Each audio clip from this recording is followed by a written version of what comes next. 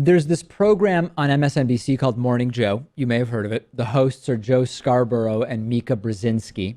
They were spotted at Donald Trump's Mar-a-Lago resort in Florida a few days ago. And this is raising new questions about what we might consider to be objective journalism in the era of Donald Trump. Let me give you the backstory. Back in February, nearly a year ago, amazingly that it's been nearly a year since this, there was leaked audio from the set of the Morning Joe program, and we heard Donald Trump talking to Mika and Joe during the break, and it seemed like they were really buddy-buddy and framing up a softball interview for Trump, and that this was not real journalism that was going on. Later, though, Donald Trump at one point threatened to, quote, tell the real story about the Morning Joe clowns, as he described them. So we weren't really sure what exactly is the working relationship here.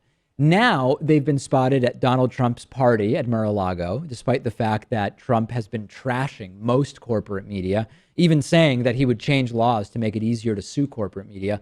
But they seem to be part of the inner circle, which maybe is not part of Donald Trump's media wrath.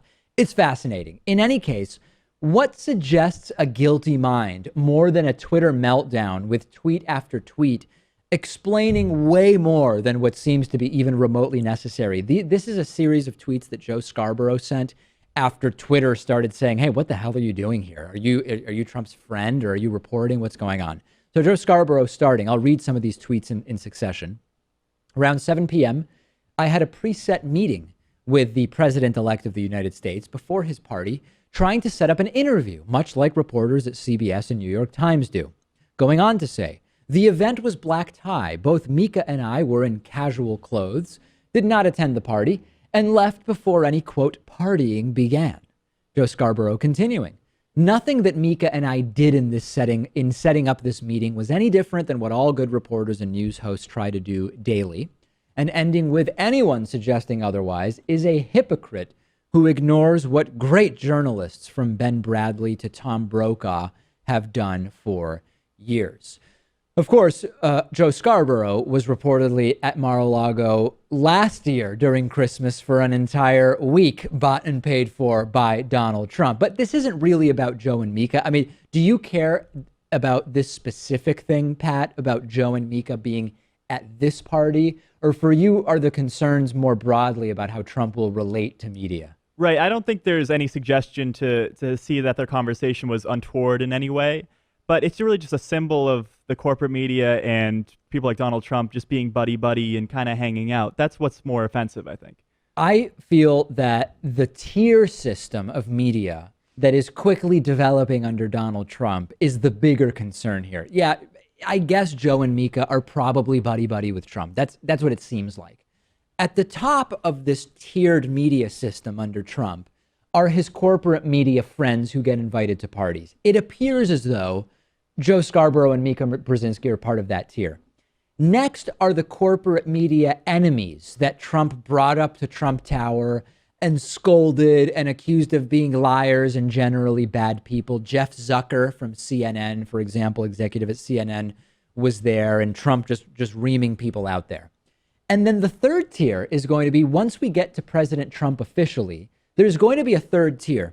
And those are going to be the journalists that fall victim to Trump trying to change libel laws to make it easier to sue people in media. That's going to be the third tier, the lowest rank. And that's really interesting, Pat, because you're going to see this staggered ranking. It's almost like a caste system. I don't know what to call it, where if you're in with Trump, you get invited to the parties, you're a great person, you're a great journalist, you're doing great work. On the other side of that, if Trump decides that you're one of the bad media people, he might change the law to make it easier to sue you. It's all about gaining access. And if you notice, in the last couple months of the election cycle, Donald Trump almost exclusively went on Fox News because they were treating him favorably.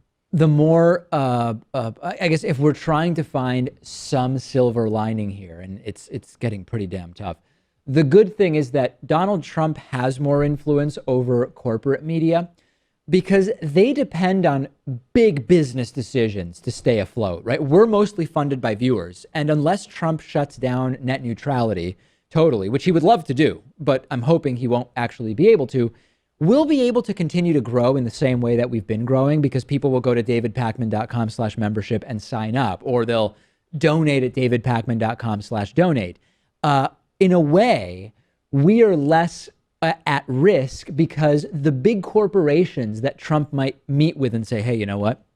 They're not being good to me over at CNN. Don't renew your ad deal with them, Fortune 500 company. We're not really going to be affected by that. So if you want to use the coupon code I voted 17 at davidpakman.com/membership, do it. If you want to go to davidpakman.com/donate, donate a few bucks to our campaign, do it, because we're going to need independent media. That's been made abundantly clear by the election of Donald Trump. Thanks for watching this video. Before you watch the next one, remember, we're raising money to expand the David Pakman Show Big League, as well as expand progressive activism. Go to davidpakman.com/donate. Donations of any size are much appreciated.